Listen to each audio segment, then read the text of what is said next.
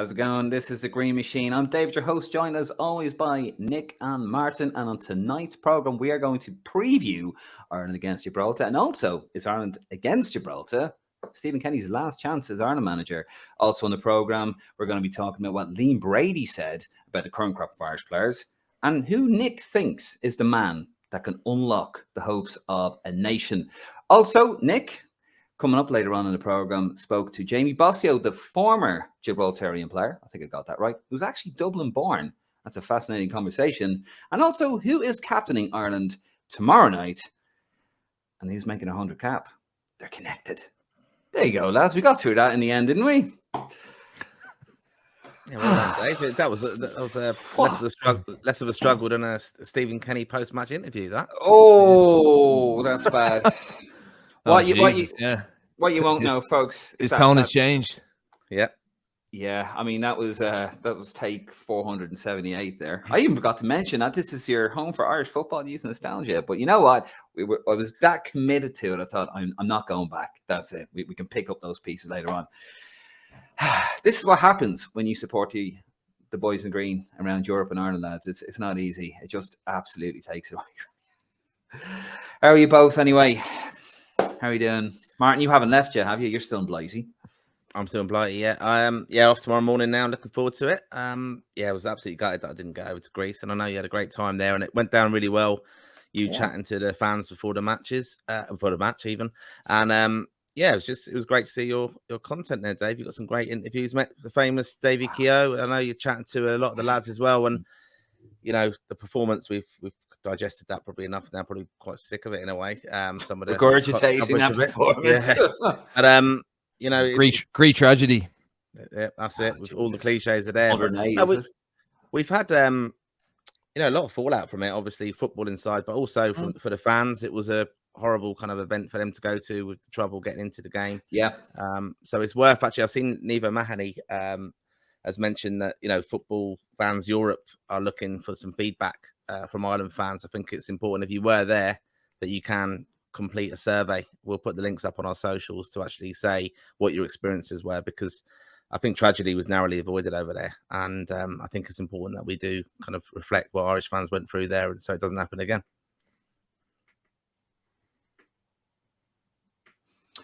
Yeah, still apologise, folks, for listening.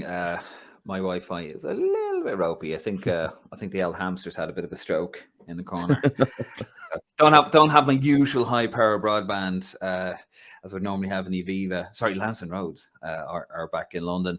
I mean, I had a great time over in Greece. It was fantastic. It was great meeting some people, even some Greek fans as well. We had one guy, right? We didn't get this on the camera. He came up and goes, "Hi, are you here from Ireland?" "Yes." "I think Greece are going to win." "Okay, do you want to talk on the camera?"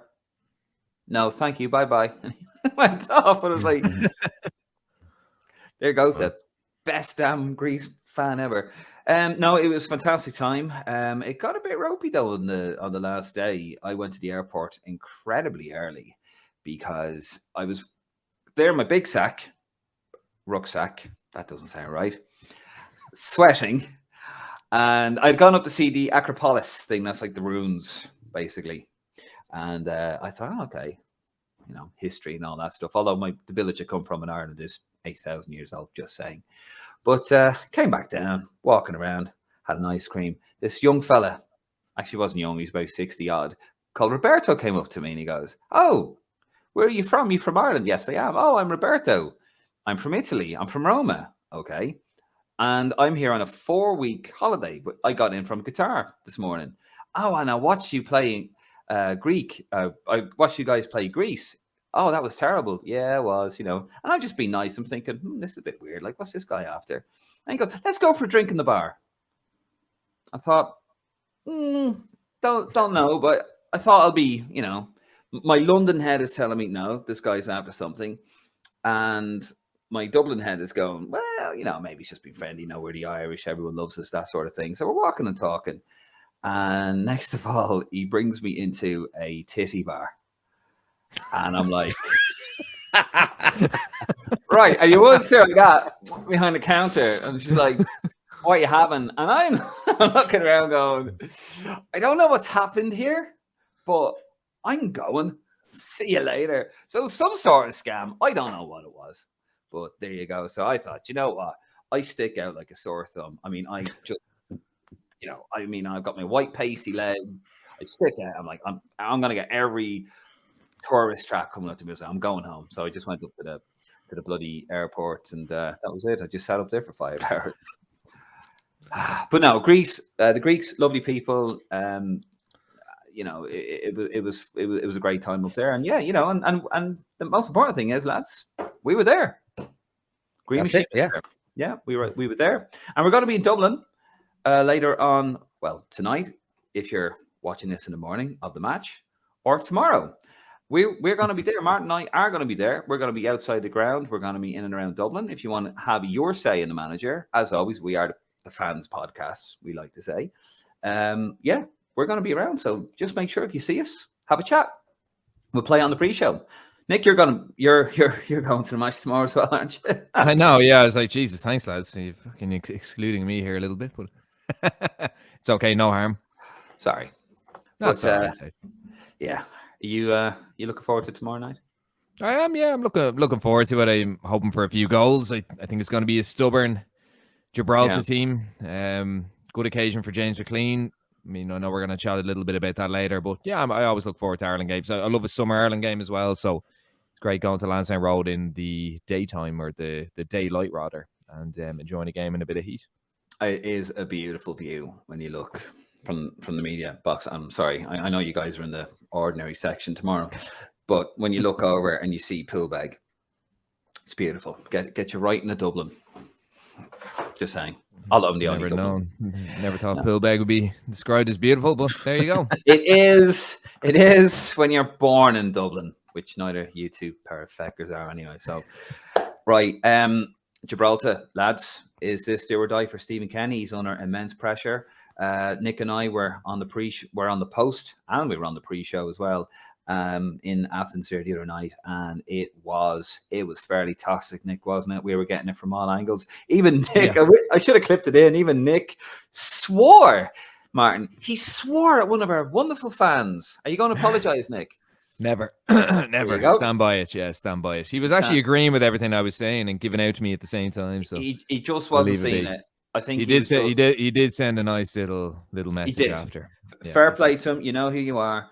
And yeah, fair play. He said it was intense as always. And that's what we are like. We allow the fans to have their say when we're live. We're not live at the moment, but when we're live, you come on here, you say what you got to say. We're going to play. We're not working for the FAI or anyone. We are the voice of the fans, and we want you to have your say. But it did get very toxic, though, Nick. A lot of people very unhappy with Stephen Kenny. Mm-hmm. This is. Can he save his job?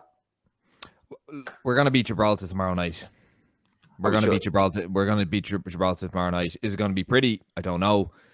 I think one thing that Stephen Kenny has brought, that the teams below us, since the Luxembourg game, teams below us, we put Luxembourg away. We struggled against Qatar, ended up putting them away. Struggled against Armenia.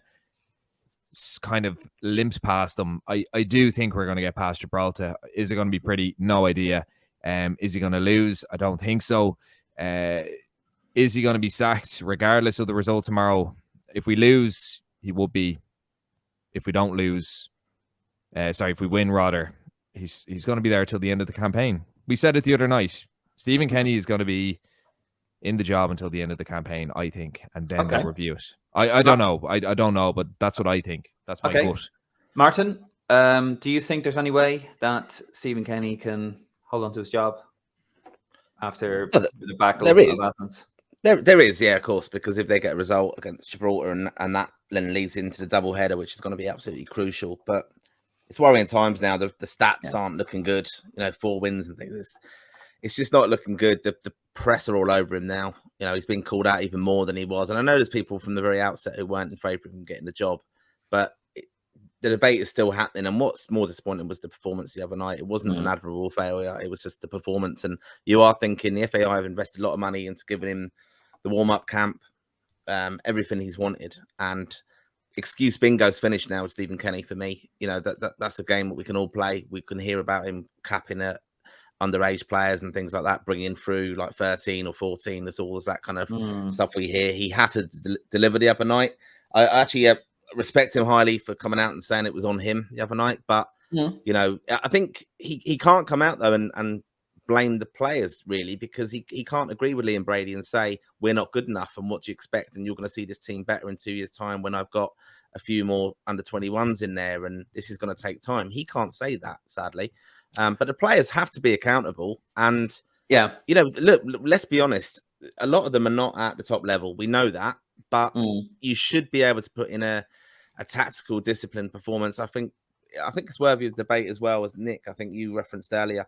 You know, Keith Andrews' credentials as an assistant coach, you know, Anthony Barry come in and done very, very well. It's a worry now. Everyone's analysing the tenure of Stephen Kenny. He's lost 3 assistant coaches or coaches who've been part of the backroom staff.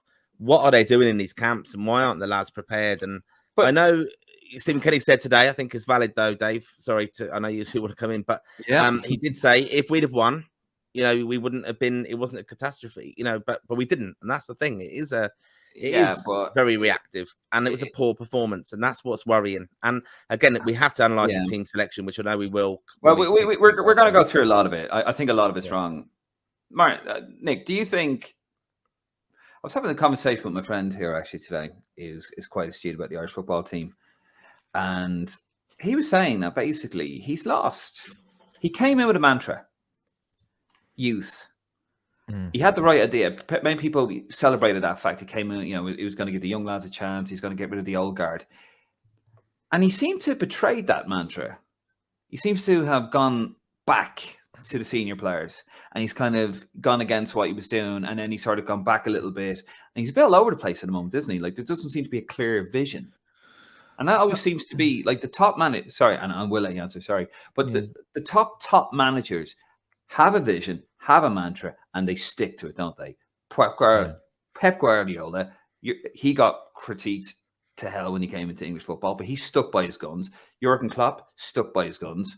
The top managers, they do, don't they? Jack Charlton stuck by his guns, played the same style of football. Has he just wilted a little bit? Is that down to pressure? I mean, we knew when Stephen Kenny was coming into the job, even the under-21 job, and even when he was with Dundalk, that he's an extremely philosophical manager. And a lot of that comes from modern-day coaching. Like, I've done a few FAI badges and stuff like that, and a huge amount of the stuff you do, it's not just the tactical stuff, it's also the philosophical stuff. What is your philosophy as a coach?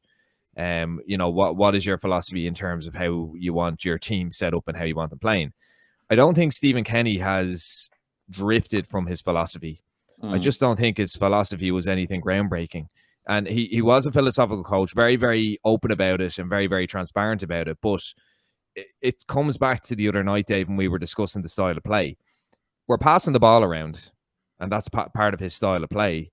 But us passing the ball around compared to hoofing it long under Mick and under Trapattoni and O'Neill, it looks different, but there's no purpose to it. So to a lot of people, I wouldn't say to people who don't understand football, because people who do understand football will know that there's an evidential change with the style of play. But a lot of people who'd be very tactically aware, and I'm not saying I wouldn't say I'm unbelievably tactically aware, but I do, you know, I coach teams and stuff like that, and I would have I like to look at the analytical side. There's nothing revolutionary. Nothing revolutionary. There's nothing revolutionary. Like, yes, he's got the lads passing. That should be the minimum. They're passing the ball around without much purpose. There's no movement off the ball. So the philosophy side, Dave, I don't think has changed. I think his philosophy from day one to now hasn't changed at all. But in terms of giving youth a chance and bringing in the players you're supposed to get rid of. Well, no, I completely accept that, and he's continued to give young lads a chance, and that's the one thing that have been lacking since Mick McCarthy. You know, we were capping lads in their late 20s. We were showing an over loyalty to players, and that's his problem at the moment. He is showing an over loyalty. You know, the likes of James McLean, we're going to chat about him later. You know, I think he should have been phased out a long time ago. He has improved under Kenny. He's improved under Kenny, but I think the likes of him should have been phased out. The fact Jamie McGrath keeps getting picked, I was looking at a couple of threads from Dundee United fans. They think he's awful and he keeps getting picked. That's a loyalty thing, and that is what has killed us under not Mick necessarily. Well, yeah, actually Mick as well. That's what's killed us under our last 3 managers is an over loyalty to players. And But as I said, the overall philosophy, I just don't think was groundbreaking. I don't think it was anything spectacular. But because he was so transparent, because he sold it so well, I think people were almost viewing him as though he was revolutionary. Because he came in and he was, he said we had the best back five in Europe. Or he said at the time it was the best back four, didn't he? Because we had Matt Doherty and Enda Stevens playing as wing backs in the Premier League. Yeah. We Shane Duffy playing quite well for Brighton, and we had John Egan playing quite well for Sheffield United in the Premier League. And he said that was one of the best back fours in Europe, which is good. It's good to up your players' egos and that kind of thing. But at the same time, you have to think about what you're saying as well. So, Martin, you were touching on, the coaches there, but I mean, surely the manager has to see that. The buck stops the manager. If the coach is doing something the manager doesn't like, he's going to say, right, I don't like that. Don't do it. And if you don't stop doing it, you're gone. I know everyone seems to have an issue with Keith Andrews because Roy Keane called him a bullshitter. And let's be honest, that's where most of it comes from. Roy Keane says something, everybody, he must be right. But I mean, the manager has a lot to answer for here as well. If the coaches aren't performing to his standard, and I know he has lost coaches, Anthony Barry, Nick touched on that the other night, and I do think that's a valid point. But, the buck stops the manager at the end of the day. If they're not performing, he's the one that's got to sort it out. Like, what he wants is not being translated onto the pitch. That was a clear issue there. Yeah, but I think he's had that issue in a lot of his other camps, hasn't he? Because we've all started off the camp slowly. We've had a bad result, and then we've had like a bit of glorious success after, or a better performance in the second game, and that couldn't happen this time round. That's what I said going into the Greece game. We had to get a result there, and we didn't. And I just think it was really, really poor. And I'm a bit mystified by, like for example, Lenihan, right? So okay, he's picked him above O'Shea, and I can understand that in a sense. But Lenihan, if you look back, he was often left out of him by squads by Stephen Kenny over the years, and Manning's another one. I know the circumstance with that, but that natural left side, O'Dowda was exposed the other night, and I just think it's just a bit of a mystery of some of his selections and things. And even but why did he persist with O'Dowda? Because I think he saw enough within him when he played against Malta. No, I think that's where he was, and he did play well in the game where he got the goal. Right? Do you honestly feel though that there was that his performance warranted enough? I mean, you seem he was terrible. We've not got. Yeah, no, the other night he was poor. I'm not going to deny. But it's a problem position for us, though, isn't it? It is a problem position, but then you have a manager who insists on playing a wing back. Are playing a wing-back system when we don't have wing-backs. Yeah. Or players that can fulfill that role. So why does he continue to put square pegs into round holes? That's what I don't get. He's given O'Dowda his opportunity in that position because he's obviously seen something O'Dowda there. But really, Doherty's one of his best games for Ireland over the years was when he played on the left against Portugal, I think. So that's he could have done that, and he could have had Alan Brown on the right. It just seems, again, I just think he's coming across a little bit of, when it does get properly analysed, when he's gone from the Ireland job in whenever that's going to be, people are going to analyse it and go, like we do with Brian Kerr and stuff, and analyse specific games, and we'll say, that was a bit weird, actually, what he did then. Or why did he do that? And I think it's happening now a little bit more, obviously, in these kind of shows and stuff. But I'm just mystified by some of his decisions, even the persistence of bringing Adam Idah, he's not done anything exceptional in an Ireland shirt. He doesn't score goals. I just don't understand, like, what Paris done to upset him, kind of thing. I just don't understand that persistence for some players. When Kenny fancies a player, he gives them every opportunity. You're Idah. He loves Idah. He did great from the under-21s. He hasn't scored a goal yet for the seniors. Now he's had a lot of injury problems. O'Dowda, yet again. I know you're saying he saw some. Let's be honest, Martin, all joking aside, I pointed out ages ago, I pointed out in November, I said, O'Dowda is not a left. He's not a wing back. He's too safe. Your wing backs have the bomb on. He doesn't do anything. But yeah, he persists with him. We saw what he did in November. Nick, you'd probably notice out of the streams a bit more. Was Manning wasn't picked for the November international, was he? No. Exactly. Well, he wasn't in the squad. I can't remember if he was injured now. I don't think he was in the squad though. No, he was definitely available in March and wasn't picked. Liam Scales went over there, never got a game. Yeah. Even against Malta. So right there, you have a problematic position. You're going with a guy who's a right winger who comes in on his left most of the time. He tucks inside. He's very safe. You're playing him as a left wing back. A blind man on a galloping horse could see that wasn't going to work, but yet he persists with it. And then Manning, of course, pulls out. So, but would Manning have played? Would he have played? Even if he had come, he probably wouldn't have. I don't think he. I actually don't think he would have. No. He gets punished. I'm going to go on a bit of a rant here, but he gets punished by players that he puts trust in. Like O'Dowd, O'Dowd shouldn't be in that position, right? And I know something going in on him, right? But he's in the box. He puts his hand up. He's not used to defending in a box, right? Because he's not a defender. Gives away a penalty, right? Then he lets a man go side of him. Goes in, he scores. And of course, Malumbi was dreadful the other night. He stood there. He watched it. He was watching the ball, not the man. And of course, Johnson was done with a cheeky nutmeg. You cannot be getting done like that if you want to be an international player, by the way. And then that's it. It's 2-1. And it could have been 3-4, 5-1. Nobody would have been able to say anything. But he keeps getting punished by players that he puts faith in. That's O'Dowd. Shouldn't be on the pitch. He's not a defender. So he gets done twice. You can't blame O'Dowd for that. I actually can't blame O'Dowd for that. No. He's been put in position. And Lenihan as well, Dave, because we mentioned this the other night. Like, I mean, well, the Lenihan question's been answered, hasn't it? Really?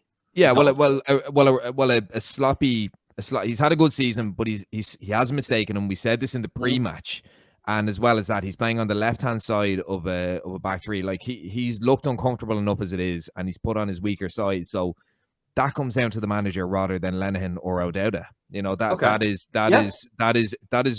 the Greeks expose that so much. They expose that area, and the second goal is just textbook of why those selections were wrong. If Lenihan was playing on the right-hand side, yeah, maybe he has a better chance. If O'Dowd is playing in midfield, yeah, maybe he fulfills his role a little bit better. But that second goal, yes, the players have made mistakes there and they've been sloppy. But Stephen Kenny has played one lad out of position in Colin O'Dowd, and he's played another guy on his weaker side. And as a defender, and lads, I know you've played football, Martin, I know you've coached football. You try and put your defenders on their stronger side because it's easier for them to defend. Yeah.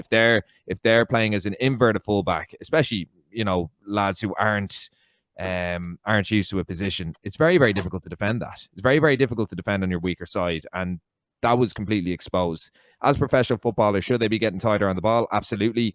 Jason Malumbi was awful for that. I don't think he has much excuse, but Kenny has put Lenihan and O'Dowd in an inevitable situation, and we were punished. Yeah, I mean, and that's down to the manager. The manager has to be blamed on that. It's a bit like when you put Cyrus Christie in the centre midfield. He's a right back. He plays in channels. He doesn't play in pools. He plays in channels. And that threw him and his Ireland career in front of the bus.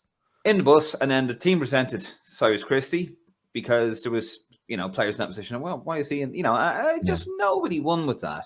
No. But I think time and time again, Stephen Kenny has been punished by players he puts faith in. Harahan, Hendrick, they were the architects of the losing our 2-goal lead against Armenia at the back end of the Nations League.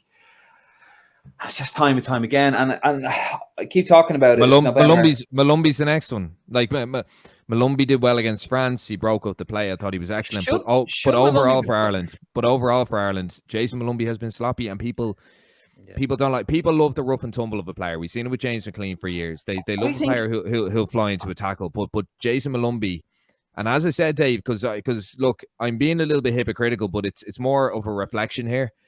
Before the Greek game, I said Jason Malumbi is going to be key to this game because the Greeks will want to hold on to the ball and he'll be the man to break it up. In most of the games I've seen Jason Malumbi play, and to be fair to him, it's usually when he's playing in the midfield too. He doesn't have a great temperament. He's very, very sloppy, and he doesn't offer much in the ball.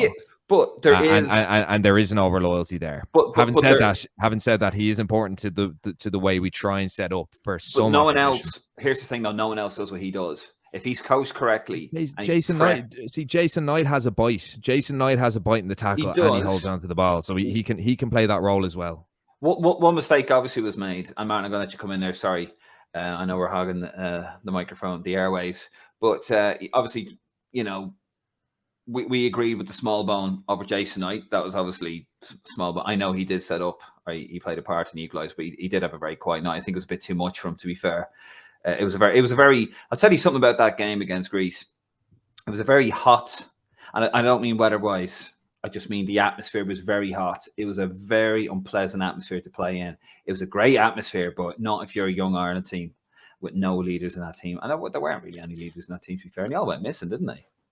Yeah, Sorry, Mark. I was actually going to make that point. There are very few leaders in the team. I mean, look at Doherty's a senior pro, and he lost his head at the end over something ridiculous. Yeah. So, you've got to be calm in that situation.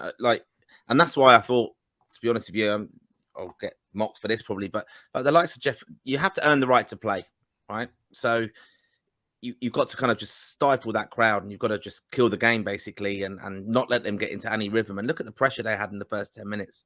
Was it 8 or 9 corners, and we couldn't get out and stuff. And Kenny said that about Wembley years ago when we played in the lockdown game there, that they couldn't get out, we couldn't defend the low block, all that technical bullshit, right? But you know what I mean? Like, your senior pros know how to calm the game and take the sting out of a game there, and they know how to weather that storm in a sense. And there isn't anyone in there who does that. I'm mystified a little bit on how Scales is a naturally left-sided player. Now I know he hasn't played for Ireland yet, but he's been called up into squads. You're trying to make O'Dowd something that you've kind of said he's not.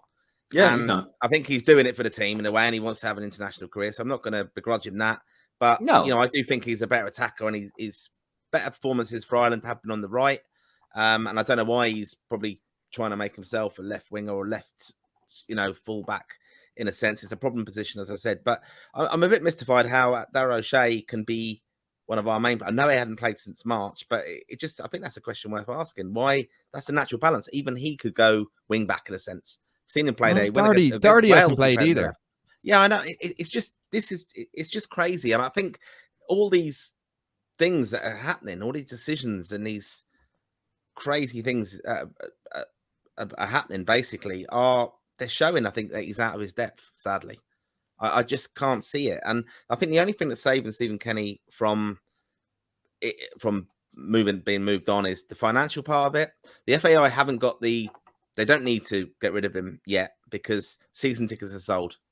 So they've sold that. So they're not worried about the money for that. People won't go, though. Irish people will not support the team. A lot of them would not go if it's dire to watch. Like, even if they brought tickets, they go, I'm not going to have the expense of going up to Dublin to go and watch it. Even though I've got my season ticket, I'm just not going to bother going. Because that's We've seen that in the past. Yeah. Like, it's going to be I don't know. And Stephen Kenny's obsessed with talking about attendances and stuff. He thought it was going to be sold out the other night. Whoever he's getting his information from in Greece was completely wrong. And he talked again about it. Oh, it's going to be a sold out. Like, the money's there. We know that. People have invested already. But I just think it won't be sold out. It's very, so that's saving him because the money situation. And I think also there's no other obvious candidate. And if the FAI had money and Brendan Rodgers was available, as he kind of is now, I know he's probably going to go Celtic. If they had money and they were very affluent, Brendan Rodgers would be straight away in there. I think they would be going for someone like that. And at the moment now, there's all speculation who can come in.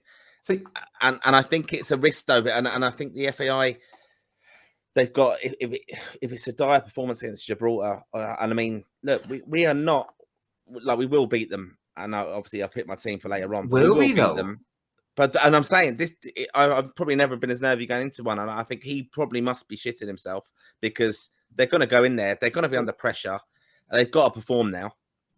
Nothing has shown me in the last few games. Even when we played poor opposition, when we played Latvia, we were 2-0 up, 2-2. As Armenia, 2-0 up, 2-2. Like, I'm not all that confident we're going to give these a hiding, if I'm being honest with you. And I'm not trying to sound... Walter are the same level as them, basically. And what do we do against them over there? Nothing. So you've got to, I think in our whole preview of this whole window, I said we have to beat them by 3 goals because everyone else has done that so far. It's going to come down to goal difference. You have to. And at home, I was confident we would. Now, I think our team will be galvanised now and go out and play for him. And they all seem to still be, they're not going to slag him off. They're going to say, yeah, we're still playing for the manager. And we all believe it. I don't know why. Doherty said the other night, is there speculation about him being in danger of his job? What planet's he living on? Look at the record we've had under him. And that is going to count to the FAI. It will do. And if there was someone available, they'd be looking. I think there must be a contingency plan of who can come in. 4 wins out of 22 competitive games. The thing is, as well, with that game in Malta, and I have to stress this, that was a training camp. Really, that was a way to bring in the blood and players, and instead, he plays a senior team. We were dreadful was an appalling day, actually. It was another bloody thunderstorm. We were dreadful, and we only got a winner because of a sloppy back pass, and Callum Robinson went in and scored. That, for me, if you had got the same result with a young, imbalanced team, nobody would mind. Nobody would have cared. They would have said, oh, well, look, at least he's experimenting. He's trying to bring new players, give him a chance. But the fact that he went there and he did that with senior players, I think it did more damage than good. It's these decisions he keeps getting wrong. And that, for me, was a massive, massive red flag. Is this the man that's up for it? We all like Stephen Kenny. He's a lovely fella. He's not a mercenary, where some managers have come in and they're just about the money.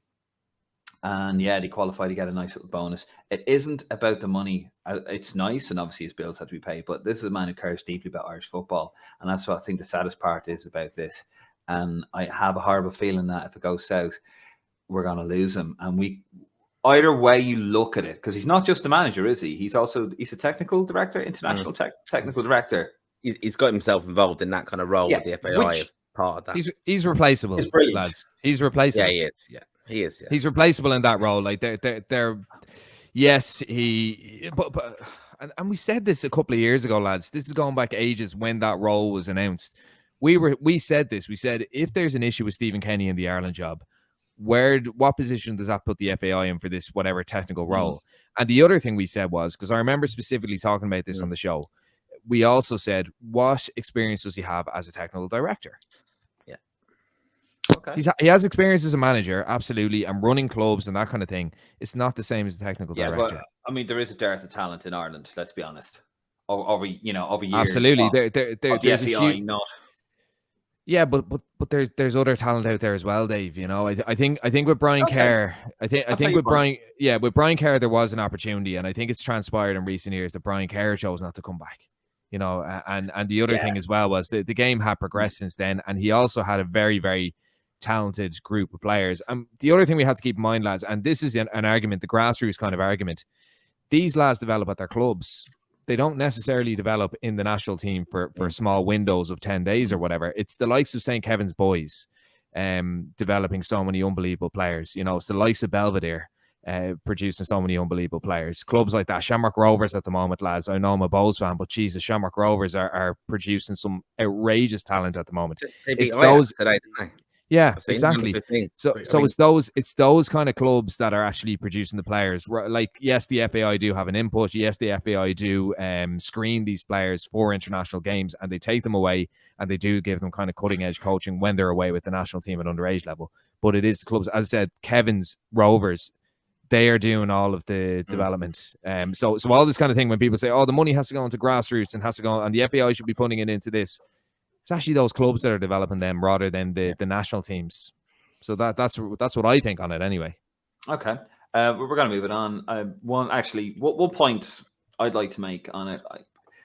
I personally think people are saying that we can't play football now because people are going to turn around and say, no, we need a long ball now. We have to get results. We have to do this. We have to. I think we have the players to play a good brand of football and a winning brand of football played in a nice way. It doesn't always have to be tippy-tappy. It can be a little bit, you can mix it up a bit. That's good football.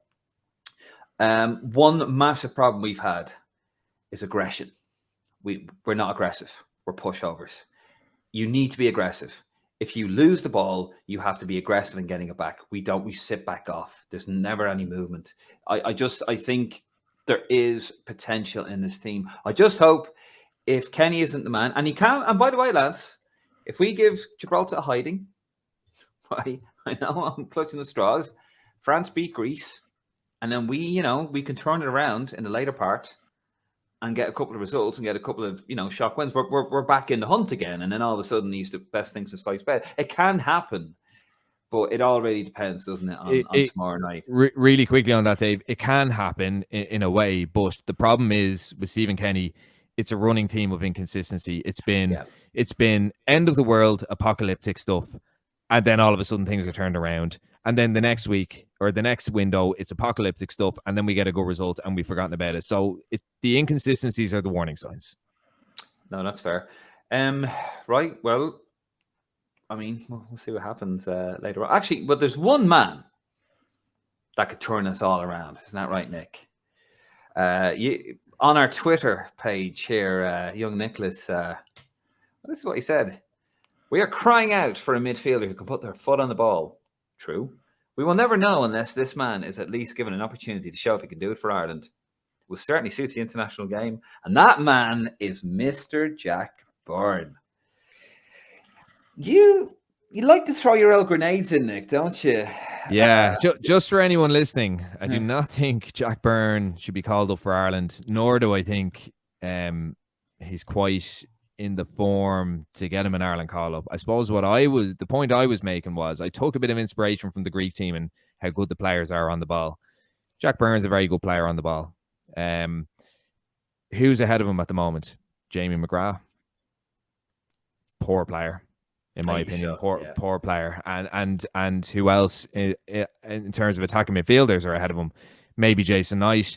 Yeah, Jason Knight is a better player than Jack Byrne, but apart from that, there isn't really anyone, is there? So either you have an empty slot or Jamie McGrath, or someone like, in my opinion, Sammy Smodocks will be the shout there. Connor Ronan, he seems to be doing well in the States, will be the shout there. There are a lot of shouts for Jack Byrne during the week. Now, a lot of it was from Shamrock Rovers fans.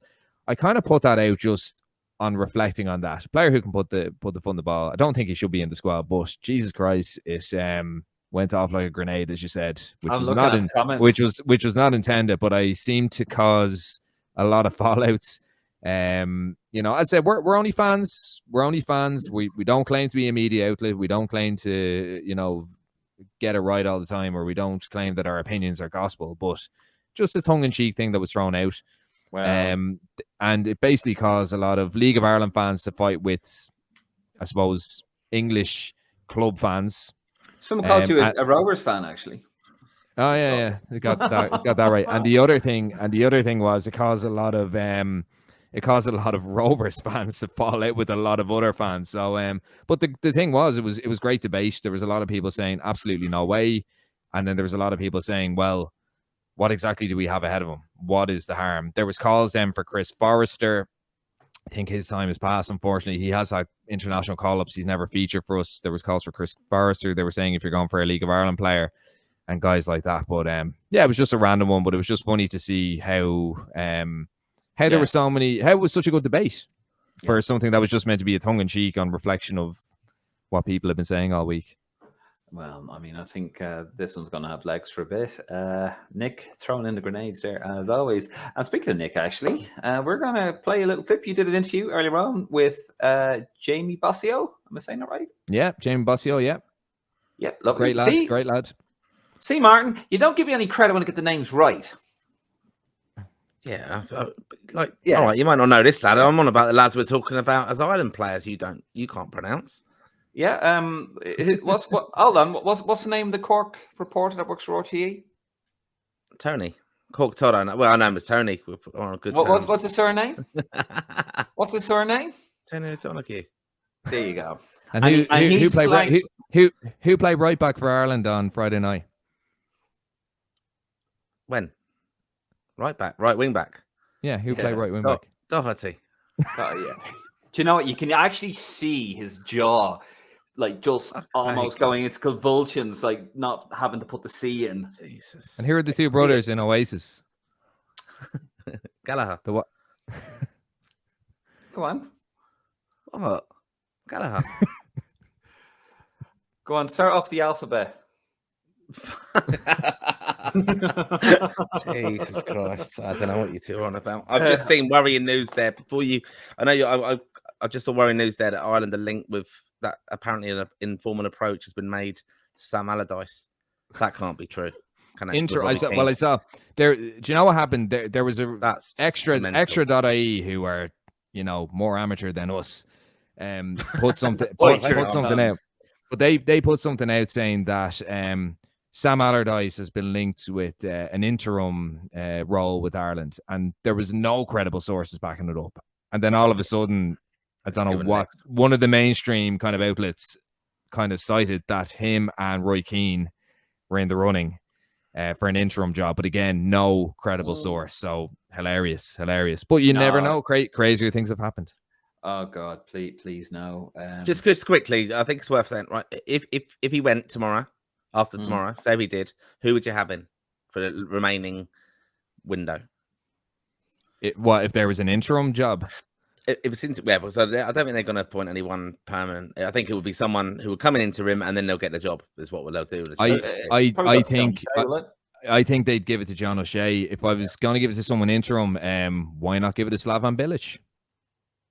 Do you know what? Actually, a fan of the show, and he knows who he is. He doesn't like me saying his name. We were actually having a chat about this yesterday when I was in Athens Airport on WhatsApp, and he was saying he'd take Bilic.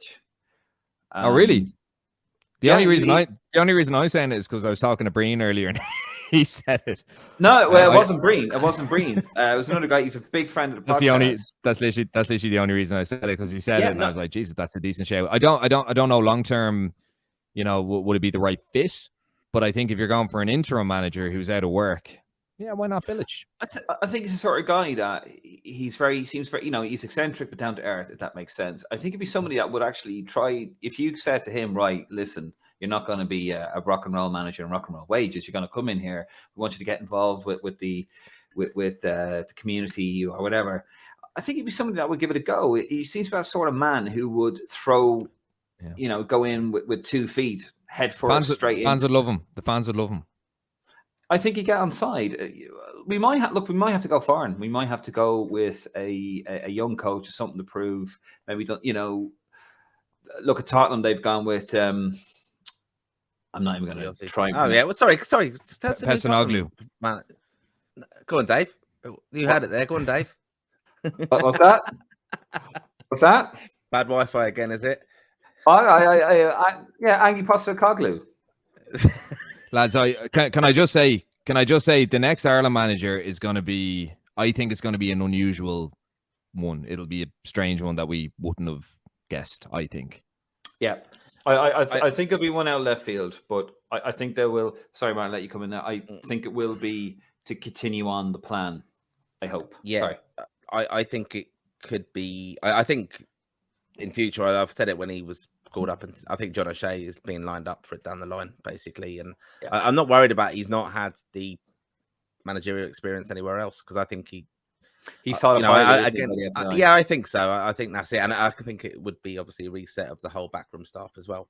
And again, that's where I think we kind of, and he would have worked with the under-21s. And I know that's a little bit of the continuation. Maybe that's the idea already now, but yeah, I think one thing I'd say on Stephen Kenny, I think he wouldn't wait. I think he'd step down before he'd be sacked. I don't think so. Because the crowd would turn, and I think he won't like that emotionally, and he will just go. So we're finally going to get to it anyway. Here is Nick's interview with Jamie Bossio. So I'm delighted to be joined by ex-Gibraltar international Jamie Bossio. Jamie won 12 caps for Gibraltar between 2015 and 2018. And there is an Irish link, Jamie, isn't there? Do you want to explain that to us? Yeah, I was born in Dublin in 1991, and I spent about 8 years living there. My sister was also born in Dublin, and my parents were both Gibraltarian, both living out there, and my dad was practicing as a doctor. So that's your link. Link, yeah. You were never tempted to play for us, Jamie, were you? I never got the call, unfortunately. Yeah, I've seen. I mean, Tom Cannon at the moment, the Everton player, there's a bit of a tug of war between him. So, if anyone is offended by someone from Liverpool wanting to play for England, we can't really blame you for wanting to play for Gibraltar, Jamie. So it's all good. You played a bit for Home Farm, did you? Is that right? Yeah, I started out there, I think, when I was about 4 years old. Played for Home Farm, and then I ended up playing in the UK once I moved over to the Peterborough Academy when I was about 8. So I spent a year at the Peterborough Academy, a year at the Leicester Academy, and then we moved back over to Gibraltar when I was 10 years old. So you join a long list of international footballers to come through the Home Farm Academy. So yeah, they've got a nice list there. It's nice to be a part of that. Yeah, a strong tradition. So Jamie, you finished up playing a couple of years ago. You were on the bench against Ireland, weren't you? Yeah, I was on the bench for the first 2 games that we got drawn in our first qualifying group against Ireland. I got my first call up actually to play away at the Aviva when I was 22, and I was on the bench for that game, and then I was also on the bench for the return leg, which we played the year after in Faro in Portugal. Yeah, The first game didn't go too well, did it? But we No. won't mention that, Jamie. It's probably, to be honest, only... it was a change of manager, and it was a different regime to what it was recently and what it is now. So I think they'll probably expect something slightly different from the Gibraltar team on Monday. Yeah, it's only because you didn't start. That's why it was. It didn't go as well. It didn't go as well. So tell us a little bit about the Gibraltar team at the moment. So you're a Uruguayan coach now, isn't it? Julio Cesar Ribas. Yep. The Gibraltar team now, compared to what it was when you guys last played us, I think has improved defensively. We played against France on Friday night, and that was a good defensive display, good performance. He's been with the team for a few years now, and he has been kind of inputting his defensive philosophy into his style of play.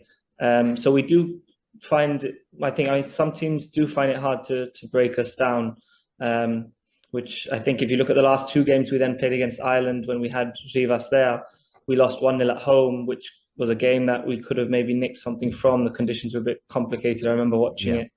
And then we lost 2-0 at the Aviva, which if you compare to the first two games that we played against Ireland, which was a 7-0 and a 4-0, is a big improvement. Very good. We're looking to kind of go into the game, I think, and build on the defensive display against France the other day and hopefully aim to frustrate. I know Ireland might be under a little bit of pressure based on the last performance against Greece and the first two games, obviously 0 points. So you guys are going to have to put in a decent display at home, I think.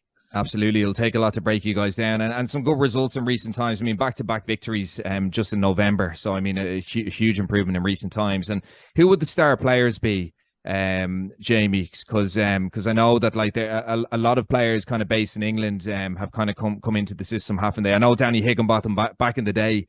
Yeah, I know he kind of got a call up when he was kind of in his late 30s. It's a bit of an older squad, isn't it, Jamie? But who would be the standout men there? I think the main man would be TJ DeBar. I think he's just recently renewed his contract with Wycombe Wanderers in League One.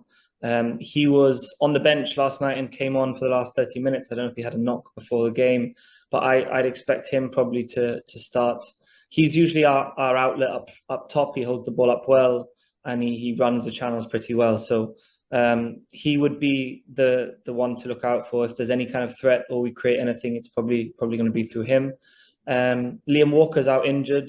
He hasn't made it into the squad for these games. He's usually got quite a decent delivery on set pieces, corners, free kicks, and so on. But in the midfield, I mean, we've got players like Louis Ansley as well, who's playing, I think, in Northern Ireland. Yeah, he's with Dundalk at the moment, so a lot of fans will be very familiar with him.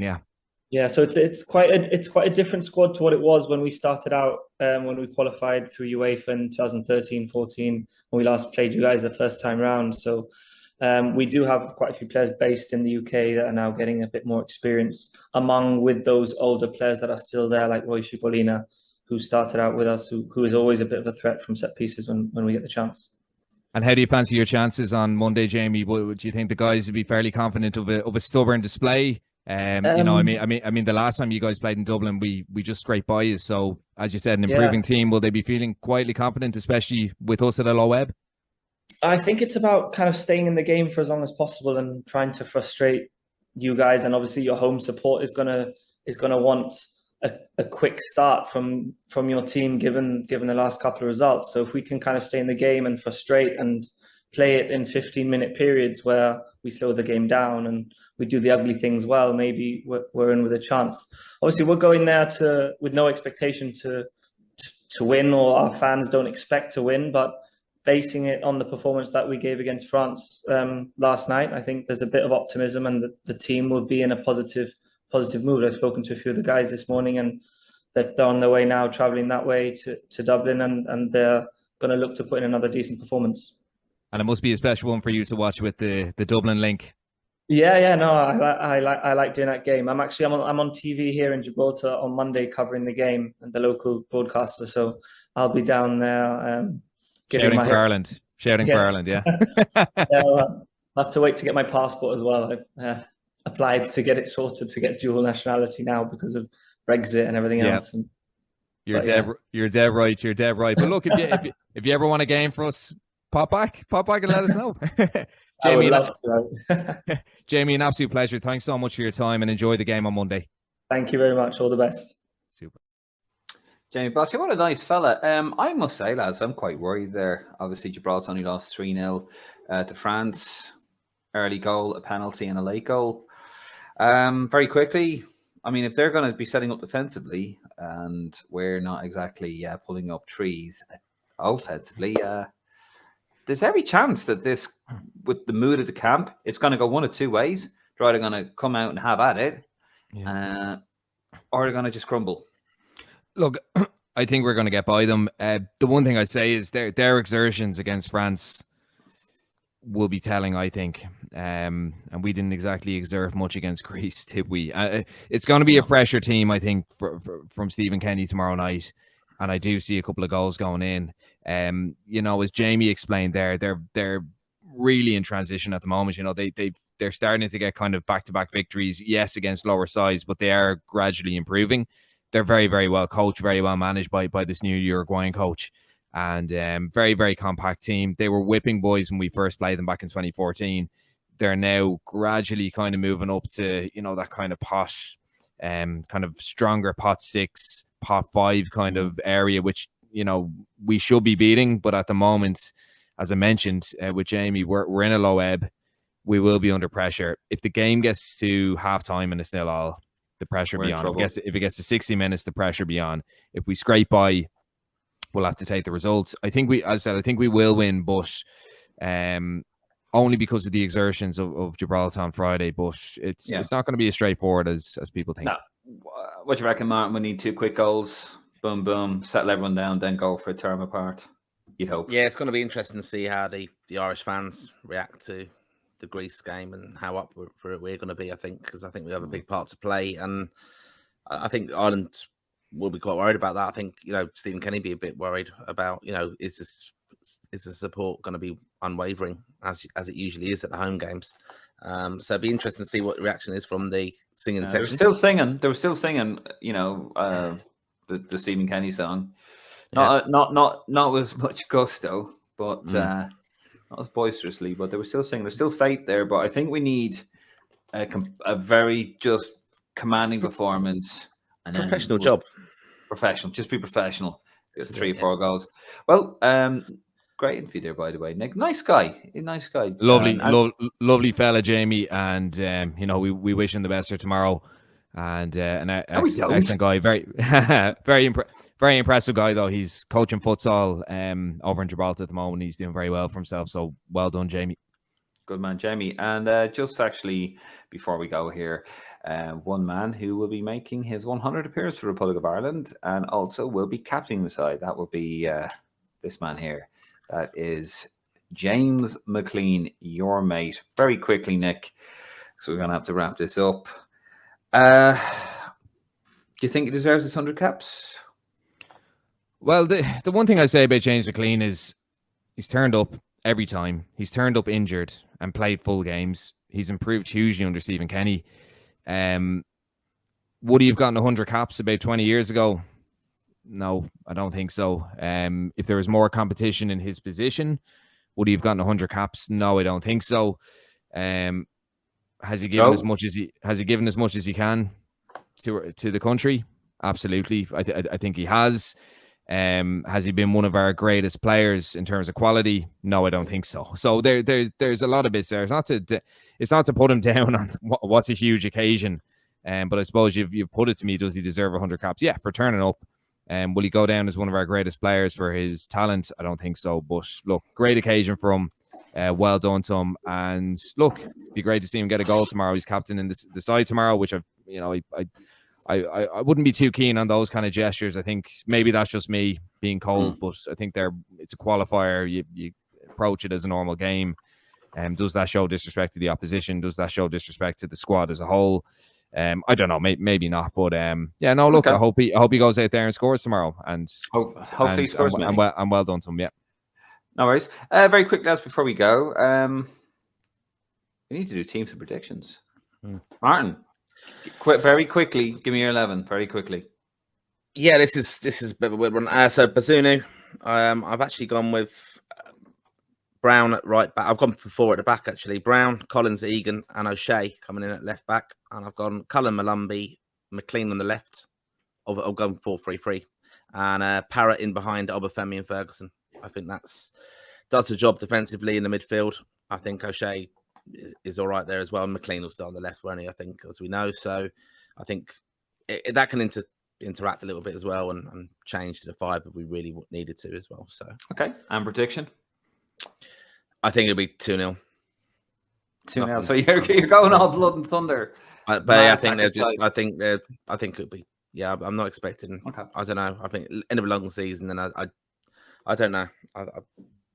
2-0. Okay, no worries. Nick, your 11 quickly. Yeah, I actually think he could go to a back 4, but I'm going to go back 5. So Bazunu in goal. It'll be Collins, Egan. He'll go Lenihan again. James McLean left wing back. Alan Brown right wing back. Malumbi and Cullen in the middle. Jason Knight in behind Michael Obafemi and Evan Ferguson. And I'm going to go for a 3-0 win. I'll go with the team, and I'm going to go 2-0. I'll go with your team, Nick. I think he's going to stick with the back 5 because I think he's going to be stubborn about this. He can either rip it up and go, yep, you're wrong, or he's going to go, no, do you know what? The system's right, the players are wrong.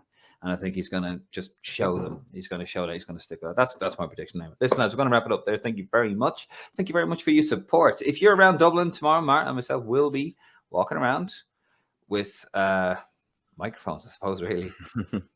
Gives a job.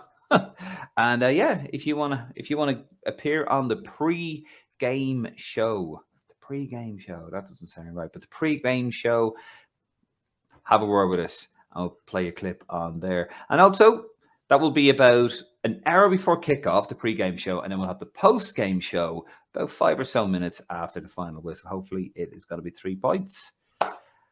And yeah, thanks, chaps. Come on, you boys in green, and hopefully it's hopefully we are living in a Kenny Wonderland, but who knows? Good night.